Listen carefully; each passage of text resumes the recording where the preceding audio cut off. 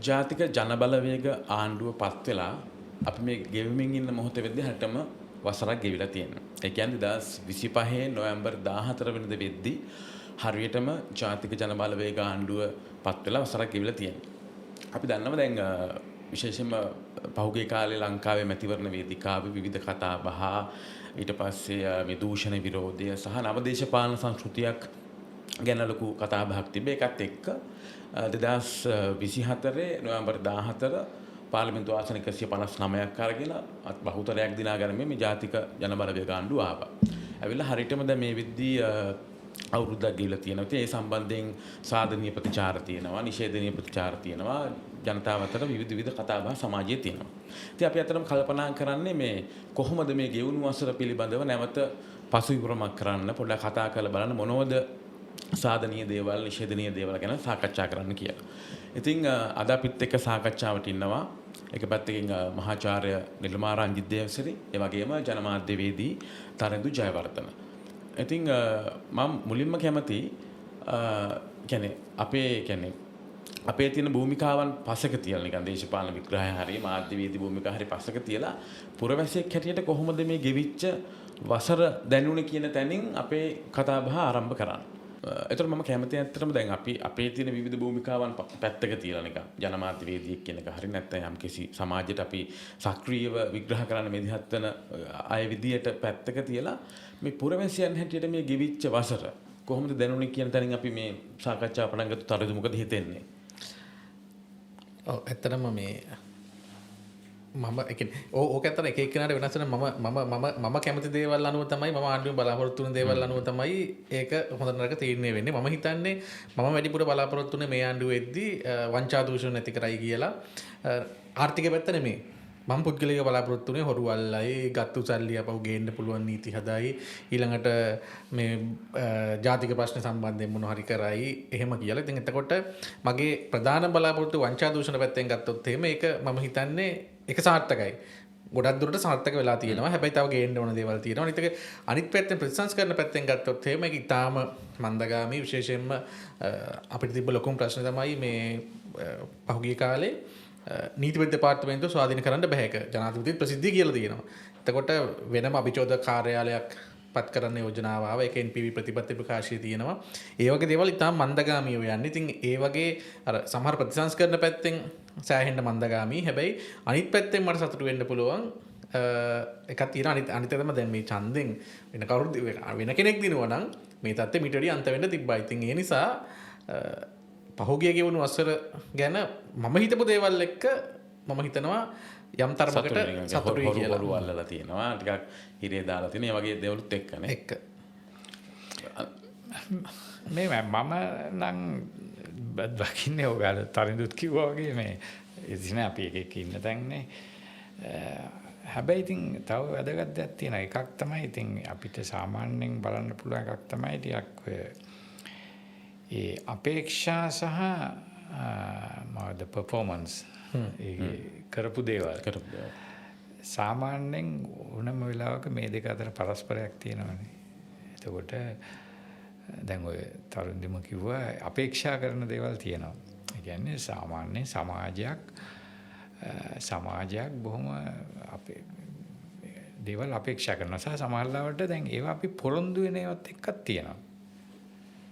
දැන් අපි දැනගන්න ඕනේ දැන් මේ ජාතික ජනබලවේගයේ සහ ජනතා විමුක්ති පෙරමුණ ඒගොල්ලෝ විපක්ෂයෙන් හිටියේ ගොඩක් කල් දීර්ඝ කාල වශයෙන් ඒ අර මේ ඩිසෙන්ටිං විසම්මුතික මේ බලවේගයක් විදිහට තමයි සහ බොහොම ඒ සිස්ටම් ක්‍රිටිසිසම් එකක් කියන පද්ධතිය ගැන මේවා කරලා ඒ නිසාම ඒගොල්ලෝ තමන් ගැන තිබෙන ඒ කියන්නේ ඒගොල්ලෝ ඇවිල්ලා කරපු දෙයක් තමයි මම මේ හොඳද නරකද කියන එක නෙමෙයි. ඒ සමාජයේ තියෙන විවේචන තියෙනවානේ. ඒ කියන්නේ නිතරම සමාජයක තියෙනවා ඒ පවතින දේ පිළිබඳ අතෘප්තියක්, ඩිස්කොන්ටෙන්ට් එකක් තියෙනවා. හරි. අපි කවුරුත් තෘප්තිමත් නැහැ තියෙන දේවල් ගැන. එතකොට ඒගොල්ලෝ සාමාන්‍යයෙන් ඒ ජනතා විමුක්ති පෙරමුණේ දේශපාලන ඉතිහාසය ගත්තාම තියෙන එකක් තමයි ඒගොල්ලෝ මේ අතෘප්තිය ඇබ්සෝබ් කරගෙන තියෙනවා Tamanට. ඒ කියන්නේ ඒකේ නියෝජිතයෝ, ඒ අතෘප්තියේ නියෝජිතයෝ. හරි. Representatives of discontent. හරි එතකොට ඊට පස්සේ එතකොට ඒක විපක්ෂයක ඉන්නකොට පුළුවන් ඒක කරන්න. ඒක එච්චර අමාරුවක් නෑ. විරුද්ධ පාර්ශවයේ ඉන්නකොට ඔපොසිෂන් එකේ ඉන්නකොට ඒක කරන්න පුළුවන්. නමුත් ඊට පස්සේ දැන් ආණ්ඩු බලයක් ගැනීම සඳහා පොරොන්දු වෙනකොට ගොල්ලන්ට සිද්ධ වෙනවා ඒක ඒ කියන්නේ මේ plan of action. කියන්නේ ක්‍රියාත්මක කරන දේවල් ටිකක්. එතකොට ඒගොල්ලෝ සාමාන්‍යයෙන් කරන්නේ අර තිබුණු විවේචනයම මේ ඇක්ෂන් ප්ලෑන් එකක් බවට ට්‍රාන්ස්ෆෝම් කරනවා, පරිවර්තනය කරනවා. එතකොට ඒකේ තියෙන්නේ බොහොම ටිකක් high level of expectation. එතකොට අර ජනයාගේ අපේක්ෂාවන්ට ආමන්ත්‍රණය කරනවා. එතකොට දැන් ඒකනේ බලාපොරොත්තු වෙන්නේ. හරි. මේක සාමාන්‍යයෙන් ටිකක් ඔය සැරින් සැරේ ආණ්ඩු මාරු වෙන ආණ්ඩු දෙකක් අතර ප්‍රශ්න වගේ නෙමෙයි. තට්ටු මාරු ක්‍රමය කියලා තිබුණේ. ඒ වගේ එකක් නෙමෙයි. එතකොට ඒ නිසාම ඕක ඇවිල්ලා ව්‍යුහාත්මක ප්‍රශ්නයක් දේශපාලනය ගැන. එතකොට මේ නිසා වෙන එකක් තමයි මේ නිසා උනේ මේගොල්ලන්ගේ ජනයා බලාපොරොත්තු වෙන සහ ජනයාට දීපු පොරොන්දු ඒවනේ දැන් ඔය විවේචනය කරන්නේ. ඒවා හරි බොහොම ඉහළ එක්ස්පෙක්ටේෂන්ස්. ඒක ඇවිල්ලා මේ නිකන් බැනලා වැඩක් නෑ ඔය එක එක්කෙනයි බයින්ද පුළුවන් ඒක. නමුත් ඒක ඇවිල්ලා දේශපාලනයේ සාමාන්‍ය මේ තිබෙන අපිට කියන්නේ ව්‍යුහාත්මක ලක්ෂණයක්. හරි. එතකොට සහ ඒගොල්ලොත් ඇවිල්ලා බොහොම මේ අපි හිතමු අර බාර් එක ඒ කියන්නේ ඒ බාර් එක බොහොම ඉහළ තැනකින් තමයි ඔය දූෂණ ගැන අරවා මේ උදාහරණයක් විදිහට දැන් මේ කාලේ තියෙන අර වාහන ගෙන්වීම පිළිබඳ ප්‍රශ්න තියෙනවානේ. ඒක වෙනවා දැන් පහුගිය කාලේ ඒකට ඔය විහිළු කරන්න අර එහෙම කියනවා අර බයිසිකල් වල නෙදර්ලන්තයේ අගමැති බයිසිකල් යන්නේ වෑන්. එතකොට ඒ නිසා නිකන් ඒ සමාජයේ බලාපොරොත්තුවක් හැදෙනවා සහ ඒ විවේචක කතිකාවක් හැදෙනවා. දැන් මේගොල්ලෝ ආවම බයිසිකල් වලින් යන්න ඕන වගේ. ඒ කියන්නේ දැන් മന്ത്രിවරු හරි ඇමතිවරු ජනාධිපති කොම් බයිසිකලෙන් යන්න ඕන වගේ එකක් තියෙනවා. ඒ කියන්නේ එහෙම එකක් හැදෙනවා. ඒක විවේචනයක් විදිහට ගේන්න පුළුවන්. නමුත් අපි දන්නවනේ ඒක බෑ කියලා. ඒක ප්‍රැක්ටිකලි කරන්න බැරි දෙයක් බව අපි දන්නවා. නමුත් ඒක විවේචනයක් විදිහට ගේන්න පුළුවන්. මොකද ඒ කතිකාවේ ඒගොල්ලෝ මුණත් පෝෂණය කරලා තියෙනවා. ඒගොල්ලෝ මුණත් ඒක පෝෂණය කරලා තියෙනවා. හරි. දැන් මේ නිසා වෙන්නේ මේකයි. මේ නිසා බලාපොරොත්තු සහ ඇත්ත තත්ත්වය අතර ලොකු ગેප් එකක් නිර්මාණය වෙනවා. ඒ නිසා මේ ආණ්ඩුව වෙන තිබුණු ආණ්ඩුව වලට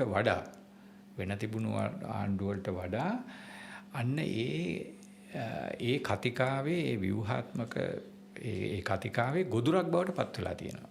දැන් ඒනොට හැබැයි එක පැත්තකින් ඒනොට කියන්නේ ඒ වගේම හැබැයි හිතන්න පුළුවන් නේද දැන් ඒගොල්ලෝ ඇවිල්ලා අර වරප්‍රසාද හිමි කරලා ඒක දැන් ඔය කතිකාවේ කොටසක් නේ කියන්නේ. ඒගොල්ලෝ කරනවා. නමුත් ඒගොල්ලන්ට සිද්ධ වෙනවා මේ දැන් කොච්චර කිව්වත් එහෙම යන්න බෑ ඒගොල්ලන්ට. දැන් සාමාන්‍යයෙන් මම දන්න විදිහට මීට පෙර තිබුණු ආණ්ඩු වගේ ඔය ටිකක් අර තියෙනවනේ ඒ අපේ පොලිටිකල් ක්ලාස් එක.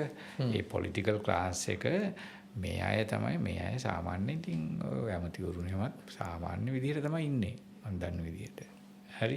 ඒ කියන්නේ අර පරණ පොලිටිකල් ක්ලාස් එක වගේ නෙමෙයි. නමුත් මේගොල්ලන්ට එහෙම chance එකක් නෑ කිසිම.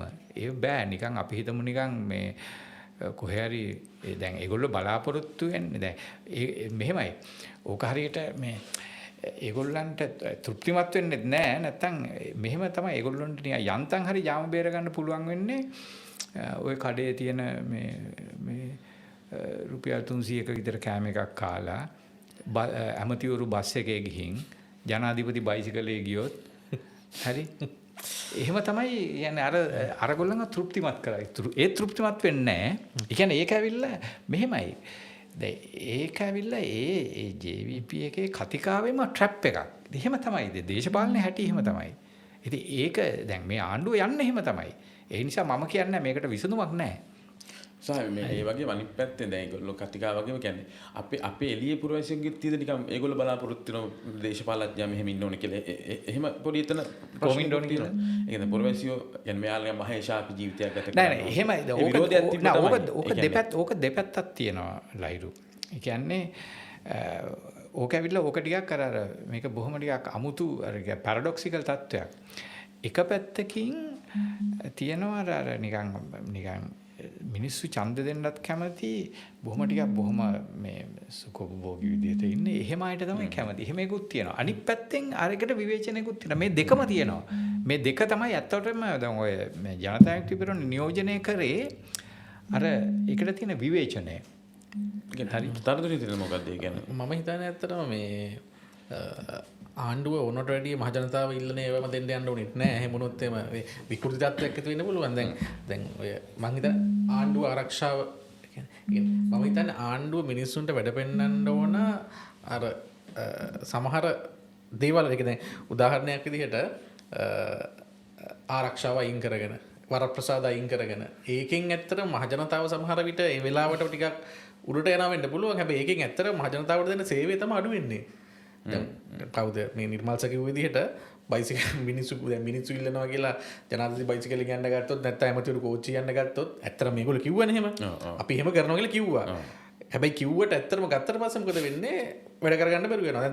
දැනුත් සමහර වෙලාවට අපි දන්නවා සමහර මන්ත්‍රීවරු පාර්ලිමේන්තුවේ කතා කරන්නේ නැහැ. මොකද සමහර මාතෘකා කතා කරන්නේ ආරක්ෂාව නැහැ කියලා. සන්ති කෝච්චිය ගිහලා තොල කරන්න බෑනේ. ඉතින් එතකොට මම හිතන්නේ එච්චරම අන්තයට යනවට වැඩිය ඒ ගත්ත සමහර තීන්දුව වලට මම හිතන්නේ ඒක වැරදි. ඒ ගත්ත එකත් වැරදි. ඒකෙන් වෙන්නේ මහජනතාවට සපයන සේවය අඩු වෙන එක විතරයි. අනිත් පැත්තෙන් මම හිතන්නේ මේ ආණ්ඩුවේ දැන් මේක ඉතින් ඇත්තටම මේ මම හිතන දේත් එක්ක සහ මම බලාපොරොත්තු වෙච්ච දේත් එක්කනේ මේ මට කතා කරන්නේ. එතකොට අර හොරු අල්ලනවා කිව්වේ ඒවා සහ දූෂණය පැත්තෙන් ගත්තොත් එහෙම මම හිතන්නේ වැඩිපුර මිනිස්සු බලාපොරොත්තු වෙන්නේ ආණ්ඩුවෙන් ඒක. ඒක දූෂණයේ කොටසක් විදිහට තමයි මිනිස්සු බලාපොරොත්තු වෙන්නේ වියදම් අඩු කරනවා කියලා. ඇත්තටම ওই වියදම් අඩු එහෙම වියදම් අඩු කළා කියලා අනිත් පැත්තෙන් මොනවත් වැඩි වෙන්නේ නැහැ නේ. එහෙම මම හිතන්නේ ඒක මහා මෝඩ වැඩක් විදිහට තමයි ආණ්ඩුව මම හිතන්නේ. හැබැයි ආණ්ඩුව දැන් අවුරුදු ගානකට පස්සේ මේ පාර අයවැයෙන් බිලියන 2.1ක් අල්ලස් කොමිසමට ආණ්ඩුව වෙන් කරලා තියෙනවා. ඊට පස්සේ 2025 වෙන් කළා බිලියන 1.6ක්. එතකොට දැන් ඒක ඉතාම හොඳයිනේ. මිනිස්සු බලාපොරොත්තු වුණා දූෂණ නැති කරන්න කියලා අල්ලස් කොමිසම සල්ලි තිබ්බේ නැහැ. ලොකු ගාණක් වැය කළා. හැබැයි දැන් මේ සල්ලි හම්බෙන්නේ කොහෙන්ද? මේ සල්ලි හම්බෙන්නේ එක්කෝ ජනාධිපතිකම් කාර්යාලය හරි ඒ එන ක්‍රමවේදය හරහා දැනටත් අල්ලස් කොමිසමේ තියෙන චෝදනාව තමයි කොටස් දෙන්නේ අපිට ඕනලට අපිට මොනවත් ගන්න බෑ. අපිට මොනවත් කට්ටිය ගන්න බෑ. ඊළඟට සමහර ස්වාධීන කොමිෂන් සභාවලට කාඩර්ස් අනුමත වෙන්නේ නැහැ. අර මොකද්ද වැටුප් හා සේවක කාඩ් එක කමිෂන් එක. ඒකට යන්න ඕනේ. ඒගොල්ලෝ අනුමත කරලා එවන්නේ නැහැ. ඉතින් එතකොට ආණ්ඩුව සල්ලි වෙන් කළාට වැඩක් නැහැ. අර වගේ සමහර ව්‍යුහාත්මක වෙනස්කම් කරන්නේ නැතුව ප්‍රායෝගිකව මිනිසුන්ට ඒක ළඟා වෙන්නේ නැහැ. ඉතින් එහෙම බරපතල කාරණා ගණනාවක් තියෙනවා. මම හිතන්නේ මේ කියන්නේ ක්‍රියාත්මක වීමෙම අවුලක් තියෙනවා නේද? කියන්නේ ඒක කොතනද එතකොට ඒක මේ වෙන්න ඕන? මම හිතන්නේ ඇත්තටම ආණ්ඩුව දැන් පහුගිය කාලේ ඇත්තටම තිබ්බේ දූෂණ වංචා නැති කරන්න දේශපාලන අභිලාෂයක් තිබ්බේ නැහැනේ. දැන් ඇත්තටම දේශපාලන අභිලාෂයක් තියෙනවා කියලා පේනවා. එතකොට ඒක මම හිතන්නේ ආණ්ඩුව ආපු ගමන්ම කරන්න තිබ්බේ බුද්ධියංශ වල කට්ටිය මාරු කරානේ. යුද හමුදා බුද්ධියංශ කට්ටිය ආණ්ඩුව ආපු ගමන් මාරු වුණා. ඒ වගේ අනිත් තැන් වල ඉන්න කට්ටිය මාරු කරන්නවත් වෙනස් කරන්නවත් ගියේ නැහැ. මොකද අවුරුදු ගාණක් තිස්සේ වෙන වෙන දේශපාලන පක්ෂ දාපු වෙන වෙන දේශපාලඥයෝ දාපු දේශපාලඥයන් ගැතිකම් කරපු නිලධාරීන් ගණනාවක් ඉන්නවා. ඉතින් එතකොට එහෙම වෙනස්කම් කරන්නේ නැතුව ආණ්ඩුව ඒක අභියෝගයක් තමයි ආණ්ඩුවට. ඒක ආණ්ඩුව පැවැත්මන සමහරට තර්ජනයක් වෙන්නත් පුළුවන්. ඉතින් පළවෙනි අවුරුද්දේ ඒ අභියෝගය ගත්තේ නැතුව ඒ නිසාම තමයි ජනාධිපති හැමදාම මං හිතන්නේ කියන්නේ මේ සමහර අයත් එක්ක වැඩ කරන්න අමාරුයි කියලා. අපි දන්නවා ප්‍රායෝගිකව ජනාධිපති මොනවා කිව්වත් ප්‍රායෝගිකව එතෙන්දෙද්දි වැඩි වෙන්නේ නැහැ. ඉතින් එතකොට මම හිතන්නේ ඒක මේ ඔය පළාත් පාලන ආයතන මට්ටමේ ඉඳලම තියෙන එක. හැමතැනම දැන් තියෙන එක. අනිත් එක තමයි දැන් සමහර පළාත් පාලන ආයතන වලට ඔයාලා ගිහිල්ලා බැලුවොත් එහෙම ඒවැ පාලනය කරන්නේ දැන් අලුතෙන්ම පච්චච්ච කට්ටියක් ඉන්නේ. ගොඩක් අනිත් පක්ෂවලත් අලුතෙන් පච්ච කට්ටිය ඉන්නේ.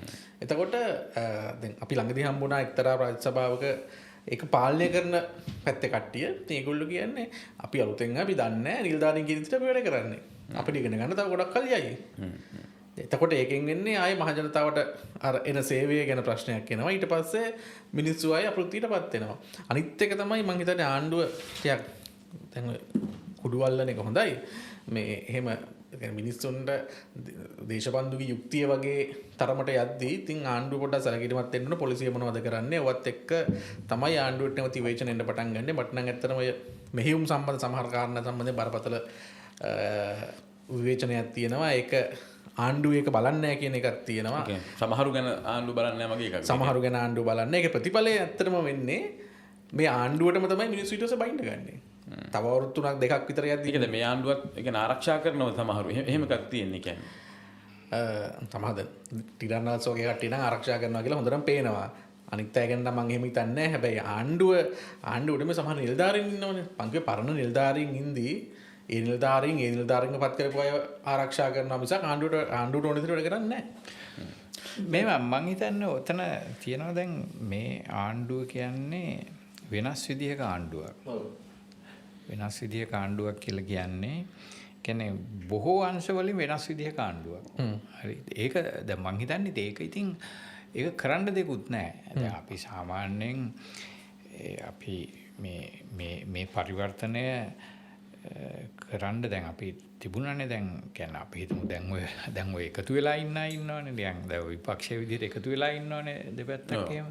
දැන් ඔය 21 වෙනිදා කොළඹට ඉන්න අය ඒකේ දැන් අපිට පේරුම් ගන්න පුළුවන් අර පැවති ක්‍රමේ දැන් නාමල් රාජපක්ෂලා තමයි ඒගොල්ලෝ පැවති ක්‍රමේ ආරක්ෂා කරන අයනේ. ඒ පැවති ක්‍රමය විවේචනය කරපු කට්ටියනේ වැඩිපුරේ දැන් කියන්නේ ඉන්නේ. දැන් ඒගොල්ලෝ අපි හිතමු දැන් ඔය රනිල්ලගේ කඳවුරේ සජිත්ලගේ කඳවුරේ ඔය චම්පි කරනවා කළාගේ හැම ඒගොල්ලෝ ඉන්න අය ඒගොල්ලෝ ඒ අර පැවති ක්‍රමය විවේචනය කරපු අයනේ. ඇත්තටම දැන් ඔය කතිකාව ගොඩනගන්න ඔය රාජපක්ෂලා හුරු කියන කතිකාව දැන් මේ JVP එකට විතරක් දර කරන්න ගියාට ඒක ඊට වැඩිය හැදුවේ ඔය ලසන්ත වික්‍රමතුංගලා හැමනේ. හරි. ඇත්ත වශයෙන්ම ගත්තොත් මේ ඒ කියන්නේ ඔය මේ ජනතා විමුක්ති පෙරමුණ හැම ඒ රාජපක්ෂ කඳවුරට සහයෝගය දෙන්න කාලේ ඉඳලා මේ කතිකාව හැදුවා. ඔය සන්ඩේ ලීඩර් පුවත්පත අරම ඔයගොල්ලෝ දන්නවා ඇතිනේ. එතකොට ඒගොල්ලෝනේ කතිකාව හැදුවේ.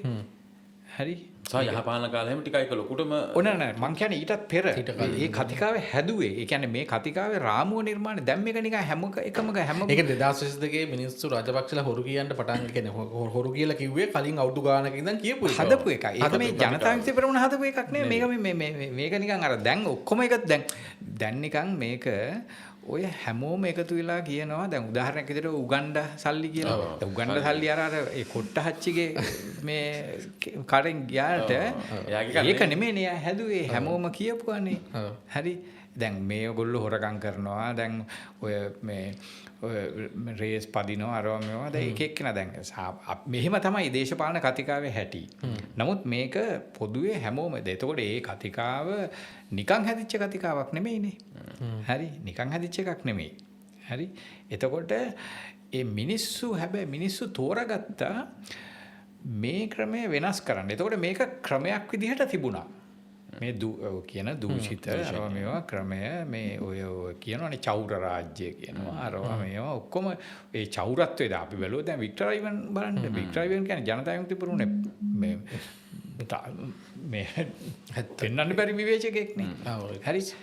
මෙන්නයි මං කියන්නේ මේ ඒ වික්ටර් අයිවන් කිව්වේ මේක ජරා ජීර්ණයි කියන්නේ බලන්න එයා ලියපු මේ ක්‍රමය චෞර රාජ්‍ය චෞර රජින අරවා මේවා සහ මේක නිතරම යාගේ අර දිග ලිපි රාවේ පුවත්පතේ එහෙම ලියපු ඒවා මේ ක්‍රමය පිළිබඳ මූලික විවේචනයක් නේ.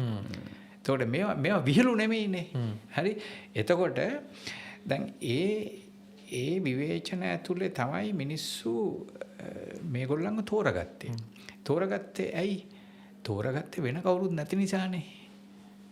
ඕක තේරුම් ගන්න ඕනේ. මොකද එහෙම තිබුණෙත් විශාල ප්‍රචාරක ව්‍යාපාර තිබුණා. මොකද මං හිතන්නේ ජනතා විමුක්ති පෙරමුණේ ප්‍රචාරක ව්‍යාපාරය ඒ කියන්නේ අපි හිත මුදල් වියදම් කිරීම පැත්තෙන් ගත්තාම අනිත් අය තරම් කම්පෙයාර් කරන්නවත් බෑනේ. කියන්නේ ඒක ඒගොල්ලෝ ඊට වැඩිය වියදම් කරන්නේ. මං හිතන්නේ මේ පාර ඡන්දෙට නම් මේ ජනතා විමුක්ති පෙරමුණ මේ කියන්නේ NPP එක වියදම් කළා. දැන් මේ පාරේකට නෙමෙයි මං කියන්නේ. කලින් දැන් මේ මං කියන්නේ මේ පාර්ලිමේන්තු මැතිවරණ නෙමෙයි. හරි. ඊට පෙර ගත්තාම දැන් අනිත් අයනේ වියදම් කරේ වැඩි. මොකද අරගොල්ලෝ ආණ්ඩු බලයට එන්න මේ අදහසක් තිබුණේ නැහනේ. හරි. එතකොට දැන් මම කියන්න හදන මගේ පොයින්ට් එක මේකයි. මගේ පොයින්ට් එක තමයි ඒ ජනයාට මේ හදපු විවේචන කතිකාව තුළ වෙන තෝරා ගැනීමක් තිබුණේ නැහැ. ඒක අපි තේරුම් ගන්න ඕනේ. හරි. එතකොට අපි ඒ යම්කිසි විකල්පයක් තෝරගන්නේ ඒ විකල්පයට ආවෙනික දුර්වලතාවත් එක්ක.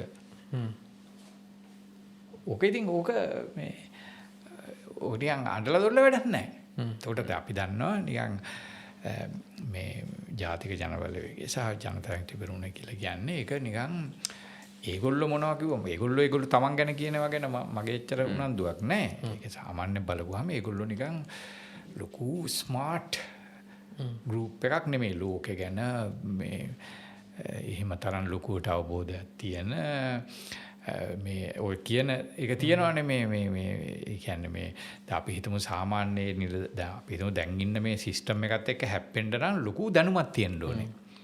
හරි. එහෙම දැනුමක් තියන අය නැහැ. නමුත් අපිට අවාසනාවකට ඒ පිරිස තමයි අපිට තෝරගන්න උනේ. මොකද ඒකට හේතුව වෙන හේතුව ඒ ස්මාර්ට් කට්ටිය ඇවිල්ලා අර දූෂිත ක්‍රමයේම කොටස් නිසා. ඒකනේ අරුබුදේ. දැන් ඔය කෑ ගැහුවට හරි මේ ස්මාර්ට් අය ඉන්නවනේ බොහොම හොඳට මේවා තියනවනේ මේගොල්ලෝ මේ හරි ඒගොල්ලෝ මේ දූෂිත ක්‍රමයේ කොටස්. ඔන්න ඔතන තමයි අපි ඉර හරියට ඇඳ ගන්න ඕනේ. ඒ නිසා මම නම් හිතන්නේ මගේ දේශපාලන දැක්ම තියෙන්නේ ඉතින් මේගොල්ලෝම තමයි වෙනස් කරගන්න ඕන කොහොම හරි. හරි.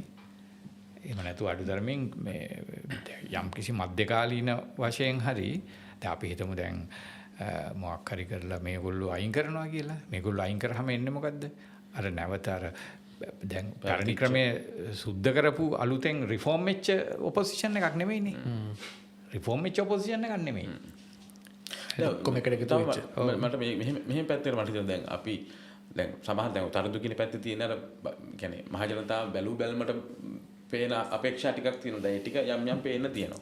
හැබැයි ඊට පස්සේ ආණ්ඩුවක් පත් කරලා අපි කවුරුවත් මේ ප්‍රතිපත්ති ප්‍රකාශන අතේ තියාගෙන බල යන්නේ නැහැ. මම කිව්වේ නෑ මහ ජනතාව අපේක්ෂා කරපු ඔක්කොම පේන්න තියෙනවා. හරි ඒක හරි. සමහර ඒවා. නමුත් දැන් සමහර ඒවා තියෙනවනේ දැන් කියන්නේ මේක සිස්ටම් එකක් විදිහට වෙනස් වෙන්න මේ යම් දේශපාලන ප්‍රතිසංස්කරණ ඇතුළේ වෙන්නත් ඕන දේවල්. ඒ කියන්නේ අර දේවල් කරගෙන යන ගමන් එහෙම වුණොත් නේ ටිකක් මේක තල්ලු වෙන්නේ ඉස්සරහට.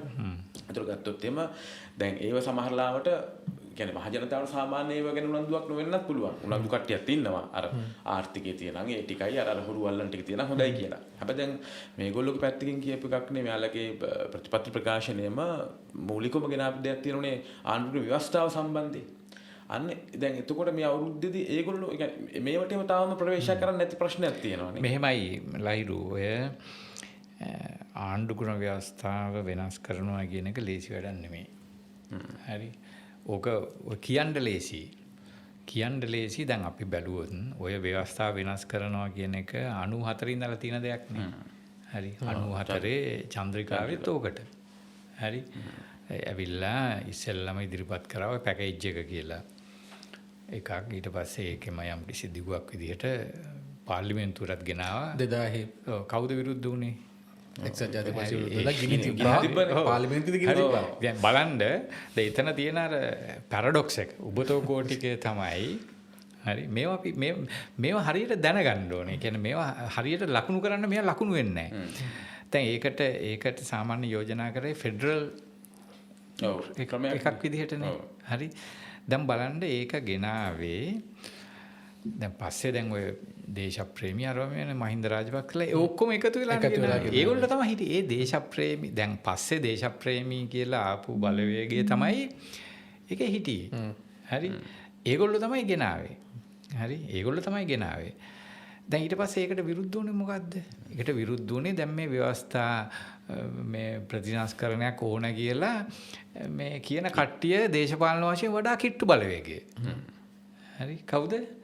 එක්සත් ජාතික පක්ෂය සහ දැන් සජිත් ප්‍රේමදාසලා ඒ කට්ටිය තමයි විරුද්ධ වුණේ. මෙන්න මේවා තමයි මේකේ තියෙන මේ ඒ කියන්නේ අපි නිකන් උඩින් පල්ලෙන් මේවා ගැන කියන ඇයි කියන නැත්තේ. ඒ කියන්නේ දැන් මෙතන තියෙන්නේ ඒ හැමෝම තෘප්තිමත් කරන්න ඕනේ නේ. ආණ්ඩු ක්‍රම ව්‍යවස්ථාව දැන් ඉස්සර වගේ නෙමෙයි. දැන් ඉස්සර දැන් 72 සහ 78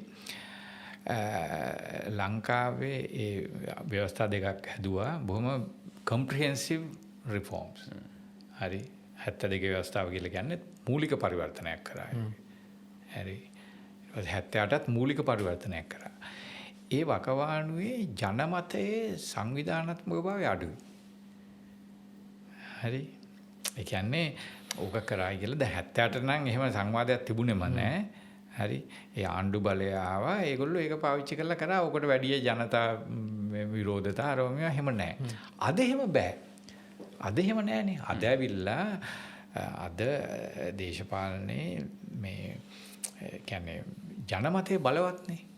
ඒ කියන්නේ මීඩියා බලවත්. ඒ හැම විවේචකයෙකුටම කියන්නේ ඒ නිසා ඕනෑම දෙයක දැන් අපි අද කියන්නේ මොන විදිහේ ආණ්ඩු ක්‍රම ව්‍යවස්ථා කෙටුම්පතක් ඉදිරිපත් කරත් ඒකට අතිශය තියුණු විවේචනයෙන්ට නියමිතයි.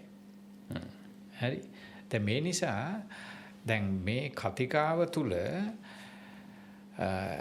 සාමාන්‍ය වශයෙන් හෝ එකඟතාවයක් ඇති කරගන්න පුළුවන් කෙටුම්පතක් නිර්මාණය කරනවා කියන එක අතිශයින් අමාරු වැඩක්. හරි. ඒක ඇවිල්ලා ලේසි පාසු වැඩක් නන් නෙමෙයි. හරි. ඒක නිසා අර කිව්වා වගේම අනිත් පැත්තට ආයෙ අර විචන ඊට පස්සේ ආයෙ තව ඔය ඒක එනවා.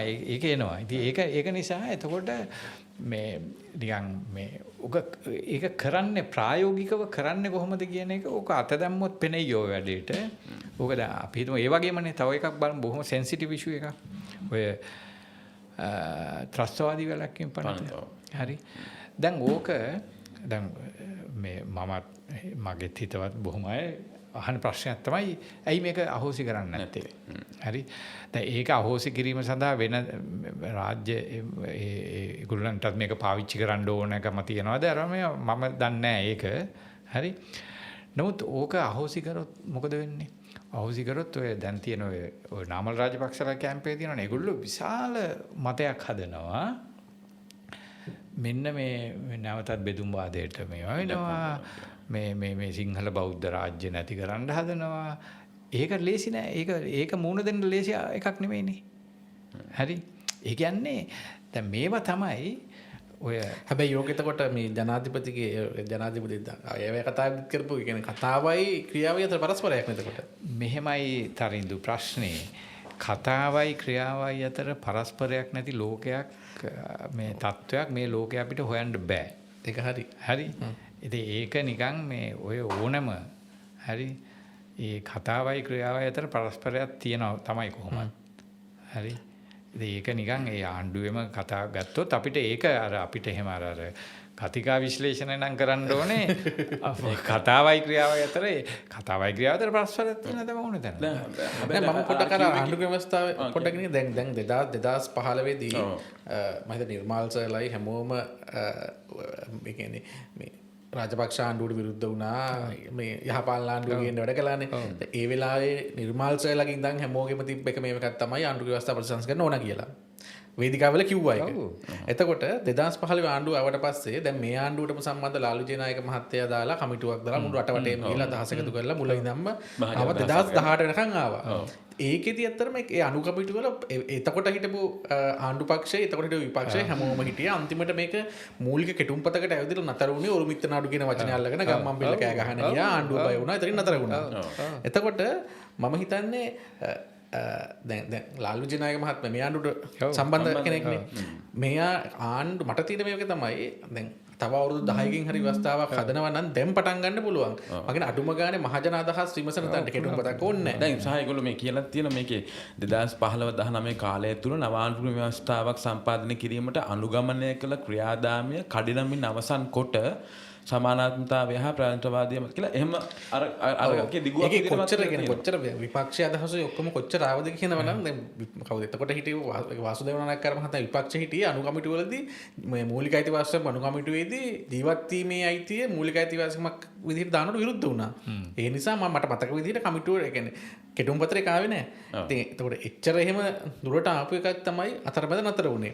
දැන් ඒ වෙලාවේ අතරමැද නතර වෙච්ච එක හරි. මොකද ඒ වෙලාවේ ගම්මන් බිල්ල බලවත් වෙලා විපක්ෂ බලවත් වෙලා විපක්ෂයට ඕනකම තිබ්බේ ඒගොල්ලොන්ට නීති ක්‍රියාත්මක කරන එක මේ කවුද මේ ශිරන්තිලා නාමල්ල හිරේ යන එක නවත්ත ගන්න විවිධ දේවල් කළා. 2018 ඊට පස්සේ ව්‍යවස්ථා විරෝධී ආණ්ඩුව ගෙනාවා. මේ ඔක්කොම ඒගොල්ලොන්ට පවුලක් බේරෙන නිසා ඒ දේවල් වලටනේ.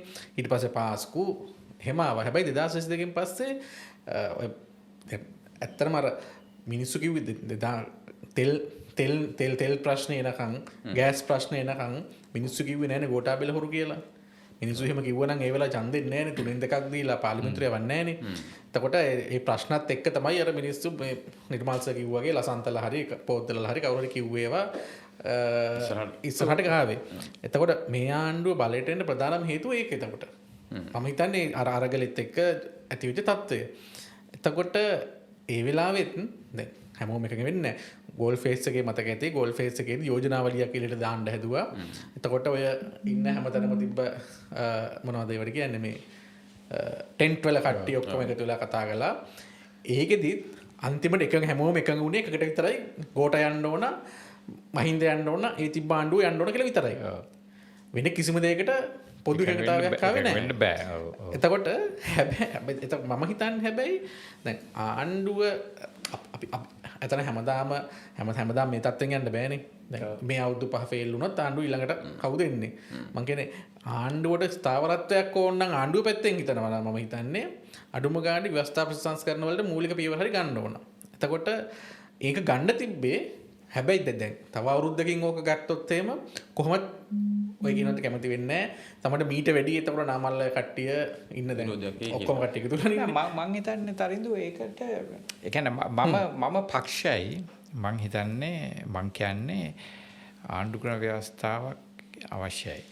ඒ කියන්නේ ඇත්තටම දැන් මේ වෙන බැලුවොත් දැන් මේ ආණ්ඩු ක්‍රම ව්‍යවස්ථාව දැන් මෙහෙමයි ලංකාවේ දිහා බලමු. දැන් ඇමරිකාවේ එහෙම නම් ඇමරිකාවේ තාම තියෙන්නේ මේ 1780 ගණන් වල හදපු ව්‍යවස්ථාවනේ. හරි. ඒ ව්‍යවස්ථාව මේ මතක නැහැ ගිය වෙන සංශෝධන ටිකක් තියෙනවා. ඒවක් ගත්තාම නම් දැන් අවුරුදු 250කට කිට්ටුයිනේ. ඒ තරම් කාලයක් පැවතිලා තියෙනවා. නමුත් එක එක රටවල නම් දැන් ප්‍රංශේ ඇවිල්ලා එක කාලයක් තිබුණා ආණ්ඩු ව්‍යවස්ථා දිගටම ආවා. ඒ කියන්නේ ප්‍රංශ රටේ හදිච්ච එක තාම තියෙනවා. ඒ වගේ දැන් ලංකාවේ එහෙම නෙමෙයි. ලංකාවේ ඇවිල්ලා ලංකාවේ මේ තාමාර මේ ඒ කියන්නේ හැමදාම කියන්නේ 72 ව්‍යවස්ථාවට විරුද්ධව තිබුණා දෙමළාගේ විරුද්ධව තිබුණා 78 ව්‍යවස්ථාවටත් සෑහෙන විවේචන තිබුණා එන්නම් පෙරගේ විවේචනය තියෙනවා රෝමියෝ ඒ නිසා දැන් ඒ ව්‍යවස්ථාවේ ගැටලු තියෙනවා ඒ නිසා කියන්නේ හොඳ ඊටාම මේ කාලයට ගැලපෙන අපේ සමාජයේ තිබෙන විවිධ විභේදන තියෙනවානේ වාර්ගික විභේදනය තියෙනවා ඇති නැති පරතරය තියෙනවා මේ වගේ මේ ප්‍රශ්න වලට ආමන්ත්‍රණය කරන යහපත් ව්‍යවස්ථාවක් අවශ්‍යයි මම හිතන්නේ ඒ ක්‍රියාවලිය ආරම්භ කරන්න පුළුවන් හැබැයි ක්‍රියාවලිය ආරම්භ කරන්න පුළුවන් නිකන් බොහොම මේ ඇම්බිෂස් විදිහට නෙමෙයි ඒ කියන්නේ මේ අපි එහෙම නෙමෙයි ඒක සමහරට දැන් පටන් ගන්න ඕනේ නිකන් විවෘත ප්‍රශ්න අහලා ඒ කියන්නේ දැන් මං හිතන්නේ ඔය මමත් සාක්ෂි දුන්නා ඔය මේ අදහස් විමසීමේ අරකේ මේ ඒ කමිටුවට මම ලිඛිතවත් මේ දුන්නා මේ වාචිකවත් දුන්නා ඉතින් ඒක නිකන් දැන් ඒක මං හිතන්නේ ඒකේ සංවිධානය බොහොම නිකන් ඇඩ් හොක් ඒ කියන්නේ ඇඩ් හොක් කියනට වඩා මං හිතන්නේ ඒක නිකන් ඒක බොරුවට දාපු එකක් මගේ අදහස ඒක තමයි ඒක නිකන් අර දැන් මං හිතන්නේ ඒ ආණ්ඩුවට ඇත්තටම තිබුණයි කියලා මේක වෙනස් කිරීමේ උවමනාවක්. හරි. මොකද මම ඔය ක්‍රියාවලිය මන් ටිකක් හිටියානේ. ඒ ආණ්ඩුවට ව්‍යවස්ථා වෙනස් කිරීමේ උවමනාවක් තියා හුරුවලන උවමනාවක් තිබෙන්නේ නැහැ. සිවිල් සංවිධානත් එක්ක ඒක පටන් ගන්නකොටම මම දන්නවා ඔය ජනාධිපති අපේක්ෂකයා තෝරගන්න සාකච්ඡාවල කොට මම හිටියා. ඔය දින 100 වැඩ පිළිවෙල ඇත්තටම ඒකේ මුල් එක මේ ජයම්පති වික්‍රමරත්නයි මමයි එල්ම පෙරරයි තමයි හැදුවේ. හරි එතකොට ඒවා මේ ඒවා අරගොල්ලන්ට ඕන වුණේ අර මැතිවරණයට පටන් මේව කරන්න විතරයි. දැන් රනිල් වික්‍රමසිංහ ඒ අපි අපෝ එකඟතාවයට යටින් වෙනම ඩීල් එකක් දාගෙන තිබුණා සිරිසේනත් එක්ක මෛත්‍රීපාල සිරිසේනත් එක්ක ජනාධිපති වුණා මට ඕන දේ කරන්න දෙනවා කියලා ඒක තිබුණා. ඒකේ ඔය ව්‍යවස්ථා වෙනස් කිරීම අරම ඒව ඇවිල්ලා අර පොඩි ළමයින්ට දෙන්නේ සෙල්ලම් බඩුවක් මේ අඬනකොට ටොපි දෙනවා වගේ වැඩක්. ඒ ඊට වඩා නම් දෙයක් නෙමෙයි ඒකේ තිබුණේ. ඒක නිසා ඉතින් අර කට්ටියකට කතා කර ඉන්න chance එකක් දුන්නා.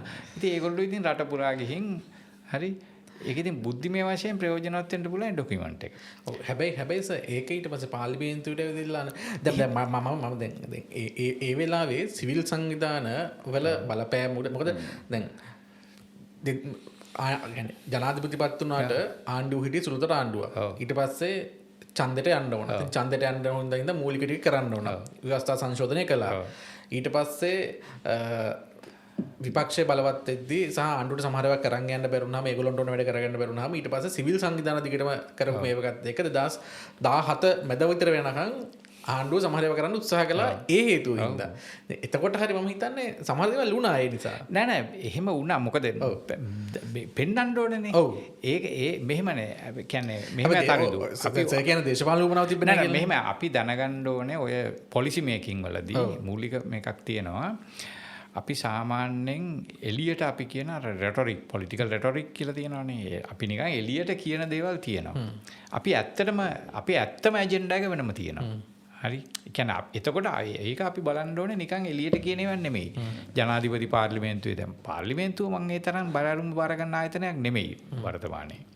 පාර්ලිමේන්තුව වැදගත් මම කියන්නේ පාර්ලිමේන්තුව ඉස්සරහින්ද කියලා. දැන් ඔය කතාවක් තියෙනවානේ දැන් මම හිතන්නේ ඔය පැලවත්ත ගැන අරෙමේ. දැන් ඇත්තටම ඒ කියන්නේ ඒ පැලවත්ත තමයි ලංකාවේ මේ වෙලාවේ මේ බල කේන්ද්‍රේ. ඕක අමුතුවෙන් දැන් ඊට කලින් ඔය මේ කේම්බ්‍රිජ් ටෙරස් එක මේ තිබුණා මැද මුලන හරි දැන් මම නෙළුම් මාවත තිබ්බා. ඔය ඒවා තමයි නෙළුම් මාවතටත් වැඩිය මම කියන්නේ මොකක් හරි මේ මැද මුලන විතරක් නෙමෙයි කොහේ හරි රාජපක්ෂ ෆැමිලි එකේ මේ ඒගොල්ලෝ හම්බෙන තැන තමයි අනිත් එක දැන් රනිල්ගේ මේ ගෙදර ඒ යාළුවෝ ටිකක් එකතු වෙනවා. ඒවා තමයි පවර් සෙන්ටර්ස්. දැන් මෙතන තියෙනවා පැලවත්ත. ඒ කියන්නේ ඒක අරකට වැඩි ප්‍රජාතන්ත්‍රවාදී මං හිතන්නේ. හරි. දැන් පවුලක එක්ස්ටෙන්ඩඩ් ෆැමිලි එකක හරි මේ කට්ටියක්ද නැත්නම් තම පොඩි මිත්‍ර සමාජයක්ද වඩා ප්‍රජාතන්ත්‍රවාදී යම්කිසි පුළුල් මේ පක්ෂයක්ද කියන්නේ. ඉතින් එතකොට එහෙමනේ කොහොමත් දැන් පාර්ලිමේන්තුව වගේ එකක් මම අපි වෙන කතාවක් එක මම කිව්වේ එතකොට මම කිව්වේ ඒගොල්ලන්ගේ ඇත්ත න්‍යාය පත්‍ර තියෙනවා හැමදාම තියෙනවා. ඒ කියන්නේ ඇත්ත න්‍යාය පත්‍ර තියෙනවා. දැන් ඒ ඇත්ත න්‍යාය පත්‍රයි අර එළියේ අපි සමාජයට පේන්න කියන න්‍යාය පත්‍රයි කියන්නේ දෙකක්. මේක අපි තේරුම් ගත්තේ නැත්නම් හරියට අපි ලංකාවේ දේශපාලනේ තේරුම් ගන්න නැහැ. හරි. දැන් ඔය ලාල් විජේනායක කමිටුව අරවා මේවා ඕව ඇවිල්ලා කොරණ්ඩ කරපුවා නෙමෙයි. ඒවා නිකන් අර එළියට වෙන අරක වෙනම එකක්. ඇත්තටම ඒ ආණ්ඩුවේ ඇත්ත වැඩ පිළිවෙල තියෙන රනිල් වික්‍රමසිංහට. හරි. ඒක මෛත්‍රීපාල දැනගත්තා ඒක යාර මේ ටිකක් කල් යනකොට දැන් එයාටත් එනවනේ ප්‍රශ්නයක්. එතකොට එයා ඉක්මනින්ම මේකත් එක්ක පටලුණා. හරි. ඒ පටලවිල්ල මම හොඳට දන්නවා මොකද මමත් ටිකක් කරේ මෛත්‍රීපාලට හිතවත් පැත්තේ හිටියේ. ඒක ගැටුණා. ඉතින් ඒක තමයි ප්‍රධාන දේ. දැන් මෙතනත් අපි බලන්න ඕනේ. මෙතන මං හිතන්නේ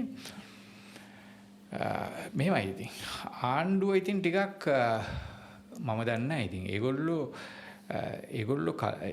මං හිතනවා ඒගොල්ලන්ගේ දැනුමට අහු නොවන දේවල් ටිකක් තියෙනවා. එතන තමයි මෙතන වැදගත්ම දේ. කියන්නේ ඒගොල්ලන්ට තියෙනවා සැලැස්මක්. මම දන්න විදිහට පැලවත්තට සැලැස්මක් තියෙනවා. හරි. ඒක මම ටිකක් කතා කරලා තියෙනවා වෙනම. මේ පැලවත්තට සැලැස්මක් තියෙනවා. මොකද ඒගොල්ලෝ ආණ්ඩුවක් විදිහට ඒ කියන්නේ පක්ෂයක් විදිහට ඒගොල්ලන් හිතවන විදිහක් තියෙනවා. මේ ඒක මම ඒකට එහෙම විරුද්ධ වෙන්න ආරෙමෙත් නෑ. එහෙම තමයි තියෙන්නේ. නමුත් ඒකයි ඒ සැලැස්මයි දැන් අද අපේ සමාජයේ තියෙන ගතිකයන් තියෙනවනේ. ඒක අතර පොඩි ગેප් එකකුත් තියෙනවා. ඒක එහෙම ක්‍රියාත්මක කරන්න බෑ. ඒ නිසා සමහර දේවල් තියෙනවා මං හිතන්නේ මේ මොකද දැන් ඇවිල්ලා දැන් තියෙන ප්‍රධාන දෙයක් තමයි සාමාන්‍ය මිනිස්සු පක්ෂවලට තියෙන පක්ෂපාතීත්වය බොහොම දුර්වලයි. ඔය නිකන් මේ ඉස්සර වගේ කාලයක් තියාගෙන යන්න මිනිස්සු ඉක්මනින් වෙනස් වෙනවා. කැපුවත් කොළ එහෙම ඒව නෑ. ඉක්මනින්ම පක්ෂපාතීත්වය වෙනස් වෙනවා. විපාක කියලා දෙනවා නම් ඔය පරණ හොරුද අරම ඒවා වෙනස් වෙනවා. මිනිස්සු කියන දැන් කරන්න දෙයක් නෑ. හොරු වුණත් මුගෙන් අපිට මොකක් හරි වැඩක් කරගන්න පුළුවන්. හරි ඒ වෙනස් වෙනවා. ඒ නිසා ආණ්ඩුව ආණ්ඩුව මං හිතන්නේ ඒ ගැන සිටිය යුතුයි. ඒක ඒ හිතලා ටිකක් අර වෙනස් දේශපාලන කතිකාවක් නිර්මාණය කරන්න වැදගත්. එතෙන්දි වැදගත් ඔය මේ ව්‍යවස්ථාව වගේවට මේ ප්‍රවේශ වෙන එක. හැබැයි ඒ ප්‍රවේශ වෙන විදිහ වැදගත්. මං හිතන්නේ ඒ කියන්නේ දැන් මං හිතන්නේ මේ ආණ්ඩුවේ තියෙන දුර්වලම එකක් තමයි පොලිටිකල් මැනේජ්මන්ට්. ඒ කියන්නේ මේ තියෙන සංකීර්ණ දැන් අර පක්ෂයේ මැනේජ්මන්ට් නෙමෙයි. ඒක ඇතුලේ ඒක නෙමෙයි. ඒ කියන්නේ මේ දැන් අපි හිතමු ලංකාව කියලා කියන්නේ මේ බොහොම සංකීර්ණ සමාජයක්. ඒක විවිධ මේ දැන් අපි බැලුවොත් මෙහෙම මේ ජනයාත් හරි දේශපාලන වශයෙන් ක්‍රියාකාරීනේ. ඉන්දියාවටත් වැඩිය සංකීර්ණයි. ඒතකොට ඒ නිසා අර ඒ පළවත්තේ ප්ලෑන් එක හරියටම වැඩ කරන්නේ නැහැ. හරි. ඒ නිසා ඒක ගැන ටිකක් මීට වැඩිය මේ හිතන්න. එතෙන්දී තමයි මම හිතන්නේ පොලිටිකල් මැනේජ්මන්ට් වල නැත්නම් දේශපාලන කළමනාකරණය. දැන් අර කලින් කිව්වේ ඒක හරි වැදගත්. ඒ කියන්නේ ඕනලා විතර අවස්ථා කියන්නේ තියෙනවා මේ ආය අවුරුදු 5ක වුණත් හොරු වුණත් ආයේ පත් කරන්න පුළුවන් මට්ටමක් තියෙනවනේ. එතකොට දැන් අපි හිතමු දැන් මේකේ අර මම ටිකක් කැමතියි ටිකක් මතු කරන්න දැන් හරි ව්‍යවස්ථාව. ඊට පස්සේ අපි තව කාරණා ටිකක් ඔය වගේ දැන් බරපතල මට්ටමේම තියෙනවා. ඒ කියන්නේ අපි හිතමු දැන් ඔය දේශපාලන අතුරුදහන් කිරීම සම්බන්ධව ගාතට සම්බන්ධව ඇක්ෂන් ගන්නවා කියපු දේවල් මම කියන්නේ මේ ඒගොල්ලෝ කියපු දේවල් ඇතුලේ කලින් කිව්වා ට්‍රස්ට් විරෝධී පනත ඊට පස්සේ ඔන්ලයින් සේෆ්ටි බිල් ඔහොම කාරණා ටිකක් තියෙනවා. දැන් ඒ වගේ සමහර ඒවා තියෙන බැලුවාම පස්සේ ටිකක් අධ්‍යාපන සංස්කරණ වගේ දේවල් නිකන් ඒව ටිකක් අර එළියට දැම්මාම පස්සේ පොඩි සංවාද ටක් ගාලා හැදෙන සංවේදී වෙන පැති. ඒතර මේවට වැඩ කරන්න ප්‍රවේශයක් හරි ගන්න එක අමාරු වෙයි ඉස්සරහට නැත්තම් කොහොමද මේ? මම හිතන්නේ දැන් ඔය දූෂණ වංචා ගත්තත් ඔය කිව්ව විදිහට අපරාධ පැත්ත ගත්තත් ඔය මොනවා කළත් ඇත්තටම අපරාධ දැන් ලසන්ත ඉක්නතුන්ගේ සිද්ධිය ගන්න. ලසන්ත ඉක්නතුන්ගේ සිද්ධියේදී සැකකාරයන් නිදහස් කරන්න කියලා නීතිපති ලියුමක් කියවනවා. ඒක ආණ්ඩුව වැඩක් නෙමෙයිනේ. හැබැයි කට්ටිය බැන්නේ ආණ්ඩුවටනේ. ඒක ආණ්ඩුව වැඩක් නෙමෙයි. එතකොට ඔය මං කියන්නේ ඔය නාමල් රාජපක්ෂ දූෂණ වලට මේවා වුණත් දැන් නම් නඩුවක් දාලා තියෙනවා. නඩු දාන්න ඕන නීතිපති. එතකොට නීතිපති කවුද ඉන්නේ? රනිල් වික්‍රමසිංහ පත් කරපු මනුස්සයා. එතකොට ඉතින් රනිල් වික්‍රමසිංහ අත්අඩංගුවට ගත්ත වෙලාවේ නීතිපති දැන් පහුගිය නඩුව තිබුණ අනන්තිම රනිල්ගේ නඩුව අන්තිම රනිල්ගේ නඩුවේදී නීතිපති දෙපාර්තමේන්තුව කිව්වේ නැහැ බී රිපෝට් එකේ CID එක දාලා තියෙන මමත් උසාවියේ හිටියා. බී රිපෝට් එකේ රනිල් දූෂණයක් කළා කියන්න සෑහෙන කරුණු දාලා තියෙනවා. කිව්වේ නැහැ. නීතිපති දෙන්නෙක් එවනවා එක්කෙනෙක් රනිල්ගේ අවලංගු කරන්න කියලා ඒ කාරණාව විතරයි අනිත් එක්කෙනා නිකන් වචන දෙක තුනක් කියනවා එච්චරයි.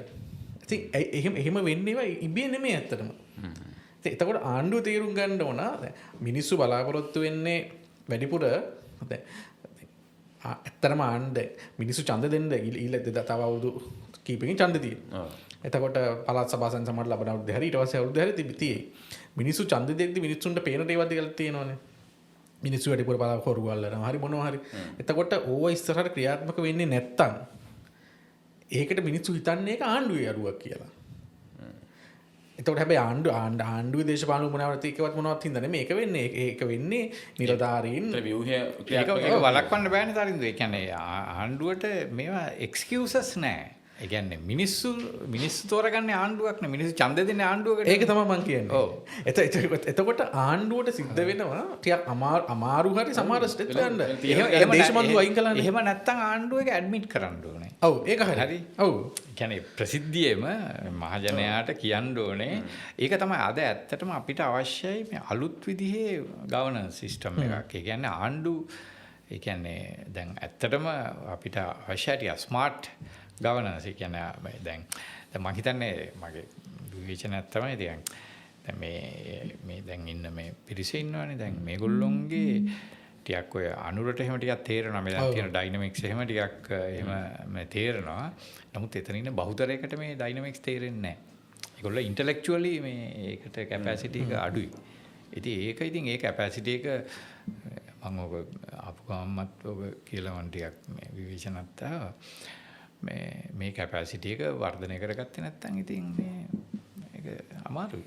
ඒක කැපැසිටි එක වර්ධනය කරන එකයි දැන් අපි තුමු දැන් තුනෙන් දෙකක් තියෙනවා 59 159ක් තියෙන හැමවත් තියෙනවනේ. ඒතර ඒවා එකතු කරගෙන යම් තීරණාත්මක තීරණ වලට යන්න වෙනවා. ඒ කියන්නේ හැබැයි ඒකෙදි එන්න ඒයිද මේක අන්න එතකොට මේගොල්ලෝ අර බලපෑම් කරනවා මේගොල්ලෝ ගුමනා වගේ එකක් දැන්. එහෙම නෑනේ. දැන් ඇත්තටම මිනිස්සු ඡන්දෙ දුන්නේ බලපෑම් කළා හරි සමහරව කරන්න කියලානේ. ඒක බලපෑම් කරන එක ප්‍රජාතන්ත්‍රවාදී නොවෙන්න පුළුවන්. මොකද බලපෑම් නෙමෙයි අපි කරන්න ඕනේ ඒවා තියෙනවානේ. ඇයි බැරි වුනේ මම කියන්නේ පොලිස්පති පත් කරද්දී එක උදාහරණයක්. පොලිස්පති පත් කරද්දී අදහස් ආවා පොලිස්පති තන්ත්‍රයට ඉතිහාසය ඉඳලා තියෙනවා පොලිස්පති පුටුවෙන් ඒ කියන්නේ පොලිසිය කෙනෙක් නොවන අය ඉඳලා තියෙනවා.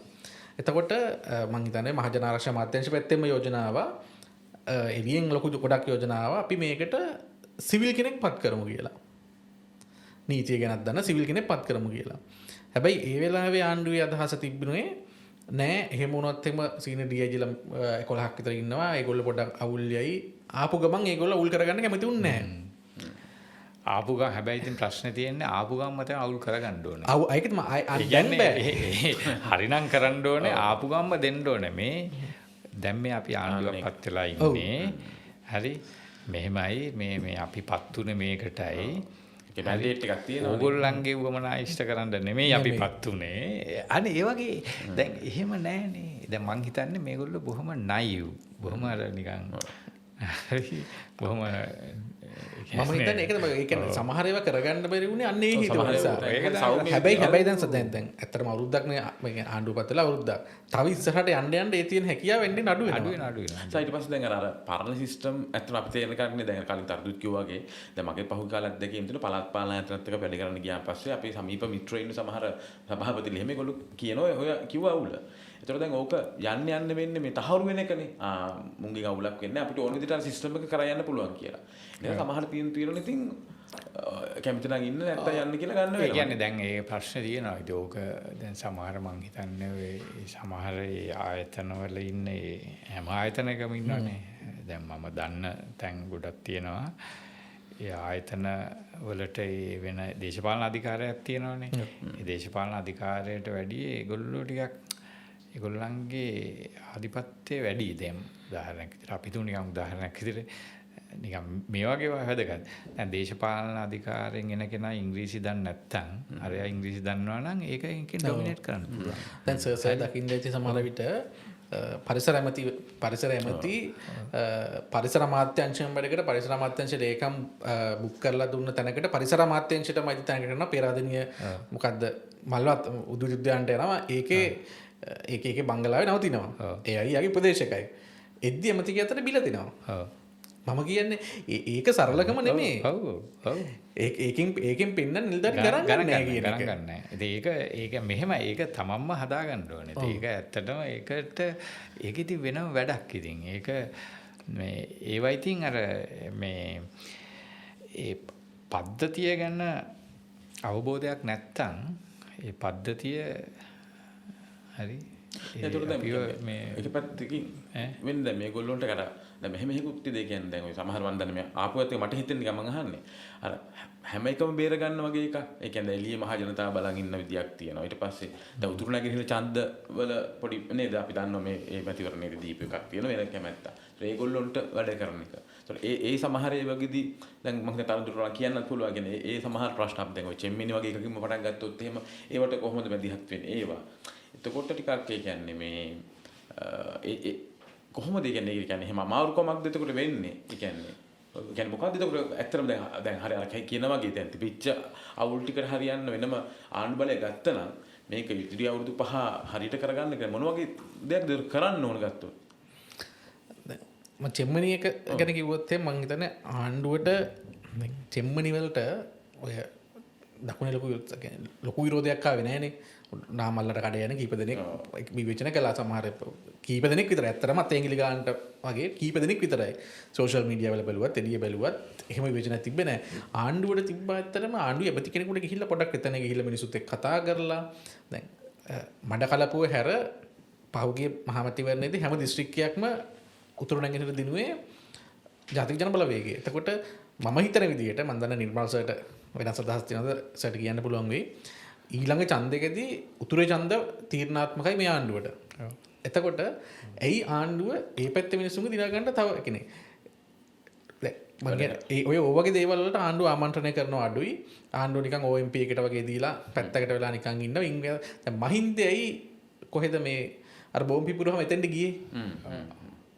ඒක මම තරින්ද ඔකට එකතු කරනවා නේද? හරි වැදගත් මතු කරේ. දැන් ඔය මේ මොනවාද මේ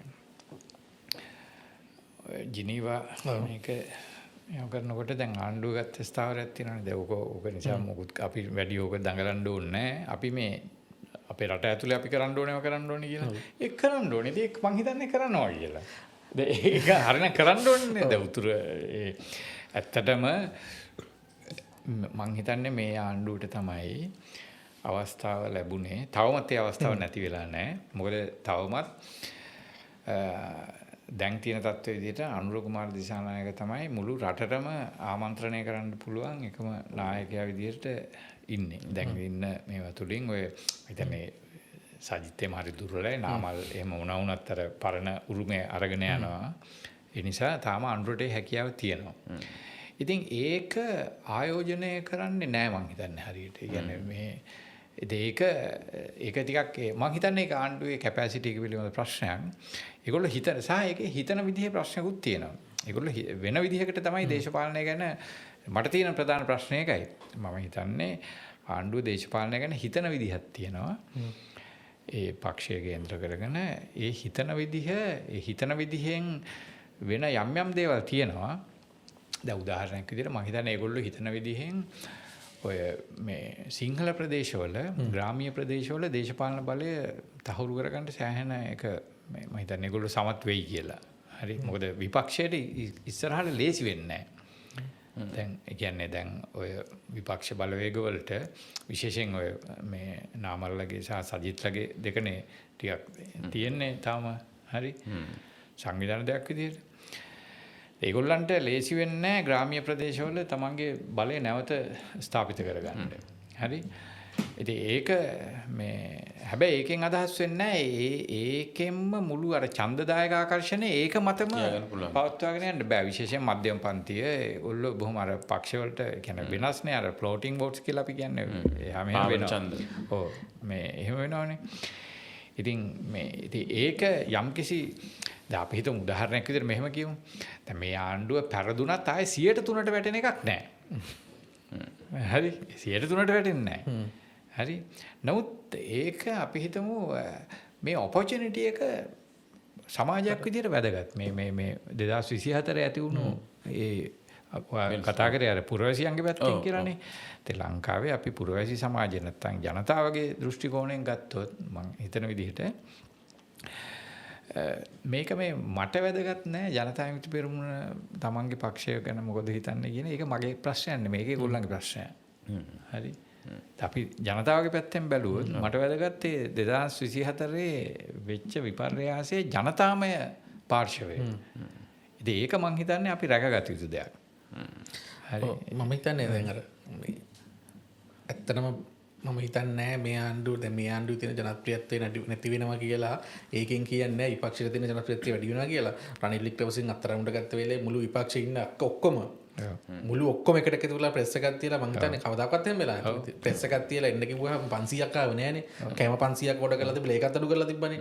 ඉතින් 500ක්වත් ගෙන්න ගන්න බැරි වුණා. ඉතින් එතකොට ඒකෙන් ආණ්ඩුවට තියෙන මේක නැති වුණා කියලා ඒක විපක්ෂයට එකතු වුණා කියලා මම හිතන්නේ. සාමාන්‍ය දැන් අපිට බලා ගන්න පුළුවන් දැන් ඔය 21 වෙනිදා මම හිතන්නේ ඒ උපරිම බලය යොදනවානේ දැන්. ඒක උපරිම හැකියාව දැන් ඔය 21 එන කට්ටිය තමයි විපක්ෂ උපරිම මේක. ඇත්තටම 21 මම බොහොම උනන්දුවෙන් බලාගෙන ඉන්නේ. ඇත්තටම ඒ 21 අපිට දැනගන්න පුළුවන් ලංකාවේ ඉදිරි කාලය තුල දේශපාලන ගතිකයන් කොහොමද වැඩ කරන්නේ කියලා. මොකද ඒකේ මං හිතන්නේ ටිකක් ඒගොල්ලෝ තෝරාගත්තෙත් ඇවිල්ලා සෙනග පහසුවෙන් පෙන්වන්න පුළුවන් තරම් නොගෙවට. ඒක නිකන් අපි හිතමු විශාල ජනකායක් ගෙන්න ගන්න බැරි වුණොත් ඒක විශාල පරාජයක්. මොකද ඒගොල්ලෝ උපරිම උත්සාහය යොදනවා. ඉතින් ඒක බලා ගන්න පුළුවන්. සහ අනිත් පැත්තෙන් මම හිතන්නේ මේ ආණ්ඩුවේ තියෙන ලොකු දුර්වලකමක් තමයි මේගොල්ලොන්ගේ මේ ප්‍රචාරක යාන්ත්‍රණය ගොඩක් අය හිතනවා ඇත්තටම ආණ්ඩුවේ ප්‍රචාරක යාන්ත්‍රණය හොඳයි කියලා. ඇත්තටම හොඳ නෑ. නෑ. ඒ කියන්නේ අපි හොඳම දේ තමයි ඔය මේ ස්ටේට් මීඩියා ගත්තාම මම හිතන්නේ ඒ සම්බන්ධයෙන් කිසිම මේ විලිමත් රාජ්‍ය මාධ්‍ය ඊයේ නාමල් පාර්ලිමේන්තුවේ කතාවක් කළානේ. ඊයේ නාමල් පාර්ලිමේන්තුවේ කතාවක් කළානේ. ඒකට කවුරුත් කවුන්ටර් දැන් මම කියන්නේ කරුණු මේ විදිහටත් වැරදි සිද්ධි විදිහටත් වැරදි ඇයි අදැන් තවම ඕක මහින්දල ආණ්ඩුව තිබ්බන මහින්දල ආණ්ඩුව තිබ්බන කියලා පැදයක් යන්න කලින් මුළු ඔක්කොම මීඩියා වලින් වැරද්ද ටික පෙන්වලා ඉවරයි. ඔව් දැන් එහෙම ඕන තරම් අර විපක්ෂ නියෝජන කරන කට්ටිය කරුණු මේ වැරදි සහිතේම ඕන තරම් කියනවා. හැබැයි ඒකට කිසිම මේ නෑ ඒකට අර මං හිතන්නේ ඒක අර මූලික ප්‍රශ්නේ තමයි තියෙන්නේ ටිකක්. මෙහෙමයි දැන් කියන්නේ ආණ්ඩුව අවශ්‍යයි Tamanට මේ ඒ කියන්නේ තරහ විදිහක පුළුල් සම්මුතියක් තුල දැන් මේ ඒක ටිකක් ඒ ආණ්ඩුවේ පුළුල් භාවය දැන් සාමාන්‍යයෙන් මං හිතන්නේ ටිකක් ඔය ජාතික ජන බලවේගය කියන එක තියෙනවනේ ඒක ටිකක් දුර්වල වෙලා තියෙන්නේ දැන් ජාතික ජන බලවේගය වැඩ කරන්නේ නැහැ කියලා මම හිතන්නේ. ඉතින් ඒක මම හිතන්නේ ඒක මේ අර ජනතා විමුක්ති පෙරමුණ වැදගත් ඒක පක්ෂයක් විදිහට ඒක ටිකක් ඒක යාන්ත්‍රණයක්. නමුත් ඒ කියන්නේ ජාතික ජන බලවේගයට තමයි මිනිස්සු ඡන්දෙ දුන්නේ. ජනතා විමුක්ති පෙරමුණටම නෙමෙයි මිනිස්සු ඡන්දෙ දුන්නේ. ඒක අමතක නොකළ යුතු දෙයක්. ඉතින් ඒක මම හිතන්නේ ජාතික ජන බලවේගයේ ශක්තිමත් කිරීම කළ යුතු දෙයක්. ඉතින් ඒක මේ ඒක නොකළොත් ඇත්ත වශයෙන්ම දැන් ඔය උතුර නැගෙනහිර ඒ වගේ දේවල් ගැන කල්පනා කරනවා නම් සහ මේක ගැන මේ අලුතෙන් හිතීම අවශ්‍යයි. සහ මට මේක අපි අවසන් කරන්න කලින් මට හිතුණා දැන් අපිට මේ පොඩා ඔය අධ්‍යාපන ප්‍රතිසංස්කරණ වගේ ඉද්දී ආපු සංවාද ටිකක් නේද දැන් මම දැන් යන එකක් නෙමෙයි. වෙලාව සම්බන්ධයෙන් මොකද පාසා පැවැත්වීම ඒ වගේවට මේ අතු ප්‍රවේශය ගැන මොකද හිතන්නේ? නෑ මං හිතන්නේ එතනක් තියෙන්නේ ඒ කන්සල්ටේෂන් වල ප්‍රශ්නයක්.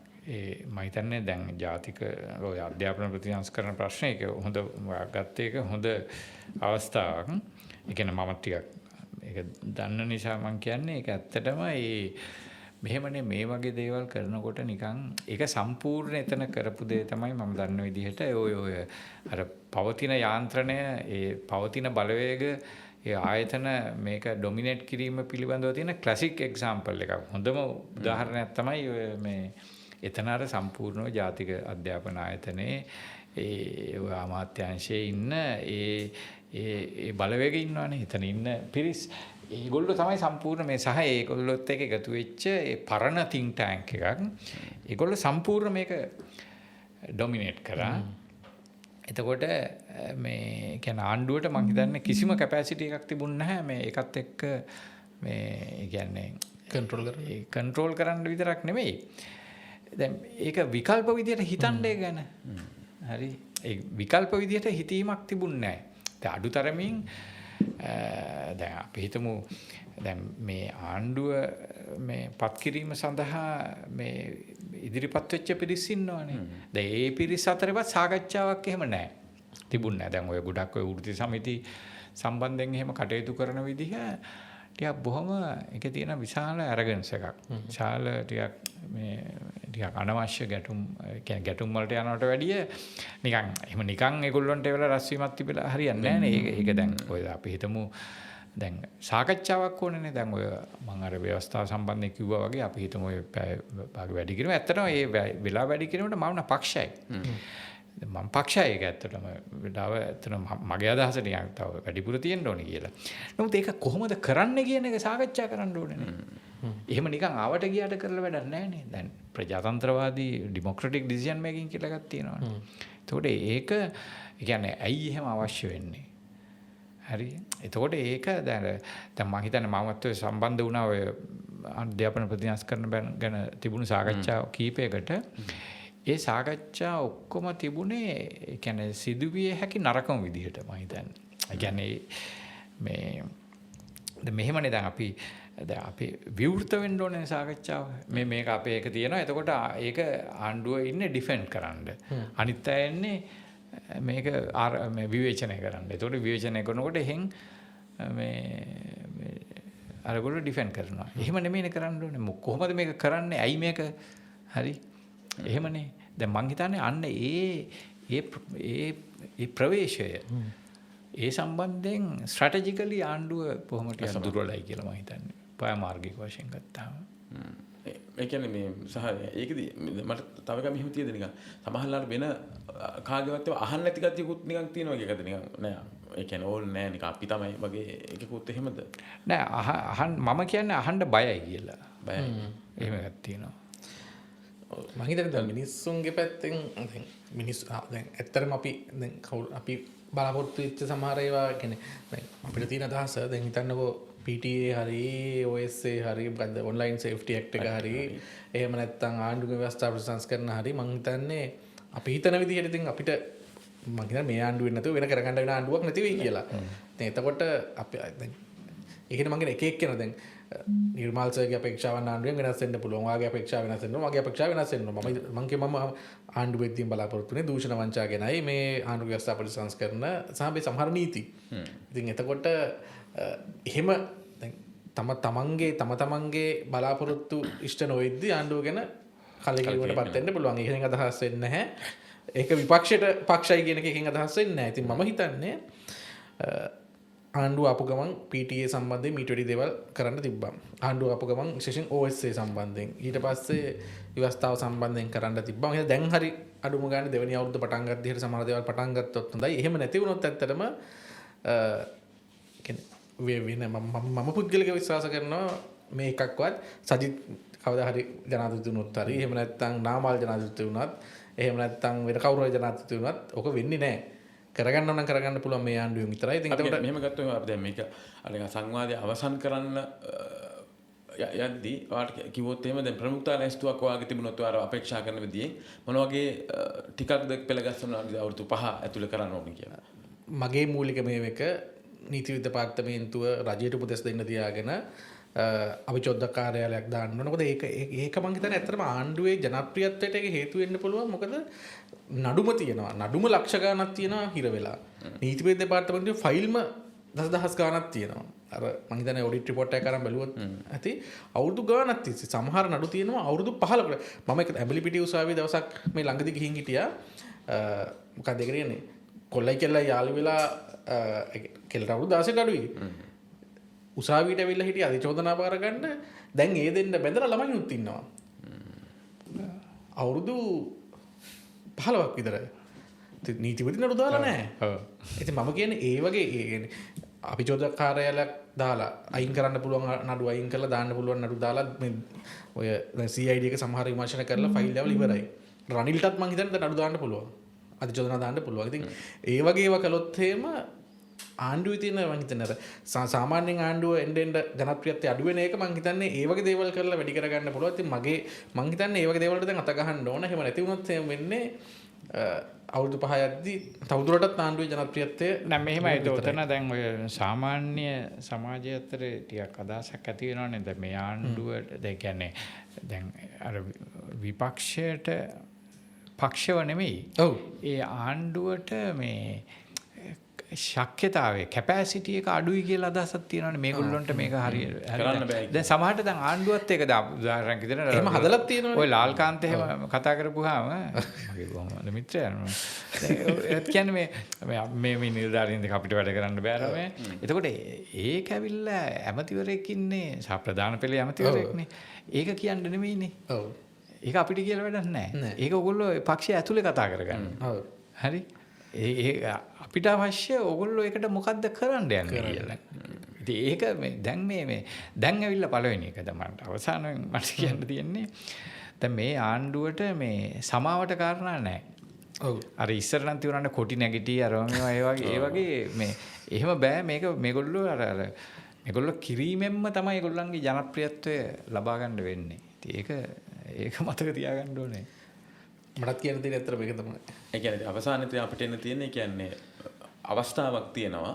හැබැයි සමහර දේවල් ඒ ලැබිච්ච බලය ඒ දේවල් පාවිච්චි කරලා ඒ ජනතා අපේක්ෂා ඉටු කරන්න ඕන කියලානේ. ඔව්. එහෙම නොවුනොත් ඇත්තටම ඒක ඉතිහාසයේ බරපතලම මොකද මම හිතන්නේ ආයේ මේ වගේ කට්ටිය කියන්නේ මේ වගේ වෙනස් විදිහේ කට්ටියකට බලයක් ආයේ දෙයිද කියන්නේ මේගොල්ලෝ ෆේල් වුණොත් එහෙම කට්ටියකට ආයේ බලයට එන්නත් බැරි වෙයි.